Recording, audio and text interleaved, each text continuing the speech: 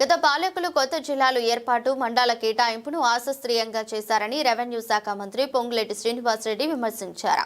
KCR magic ఫిగర్ల కోసం కొత్త జిల్లాలు ఏర్పాటు చేశారని, తనను పొగిడినోళ్లు కోసం జిల్లాలు మండలాలు ఇచ్చారని, తనకు నచ్చని వారి విషయంలో కోరినా ఇవ్వలేదని పేర్కొన్నారు. మంగళవారం శాసనసభలో ప్రశ్నోత్తరాల సమయంలో జిల్లాలు మండలాల పునర్వ్యవస్థీకరణ, కొత్త మండలాల ఏర్పాటు అంశంపై సభ్యులు అడిగిన ప్రశ్నలకు పొంగులేటి సమాధానం ఇచ్చారు.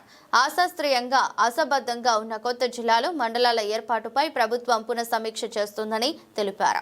రెవెన్యూ అధికారుల నుంచి నివేదిక చెప్పించి కేబినెట్ లో చర్చించిన తర్వాత అవసరమైన చోట కొత్త మండలాల ఏర్పాట్లు, జిల్లాల పునర్వ్యవస్థీకరణ చేపడతామని చెప్పారు. కొత్త మండలాలు చేసే విషయంలో కానీ కొత్త జిల్లాలు చేసే విషయంలో కానీ సైంటిఫిక్ గా చేయని కారణంగా ఏదో మొక్కుబడిగా వారికి మ్యాజిక్ ఫిగర్ రావాలనో, వారికి కలిసొచ్చే అంకె ప్రకారంగానే జిల్లాలు చేయాలనో, వారికి పొగిడే వారికి ఒక మండలమో, పొగిడిన వారికి ఒక జిల్లానో విడదీయాలనో రకరకాల ఆలోచనలతో ఆనాటి ప్రభుత్వం చేసిన మాట కొన్ని నిజం అధ్యక్ష.